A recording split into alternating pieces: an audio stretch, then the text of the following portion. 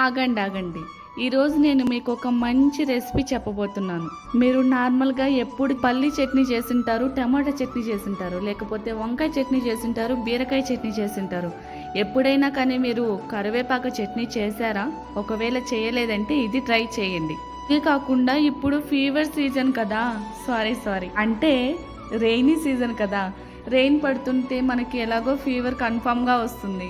నేను మధ్యలోకి ఫీవర్ని ఎందుకు తెచ్చానంటే దానికి కూడా ఒక రీజన్ ఉంది. ఫ్యామిలీలో ఎలాగంటే ఫస్ట్ ఎవరికైనా ఫీవర్ వచ్చి తర్వాత ఫ్యామిలీ మొత్తానికి వచ్చేంత వరకు ఫీవర్ వెళ్ళదు. ఫీవర్ ఎలాగంటే మా ఫ్యామిలీ ఫ్రెండ్ అనమాట. ఒకరిని మాట్లాడించి ఇంకొకరిని మాట్లాడించకపోతే ఎలాగ అన్నట్టు అందరినీ పలకరించి వెళ్తుంది పాపం. ఇలా ఫీవర్ వచ్చి వెళ్ళిపోయిన తర్వాత మాకు అందరికీ బాధేసి నోరు కూడా చప్పబడిపోతుంది. ఆ బాధలో మాకు ఏం తినాలనిపించదు.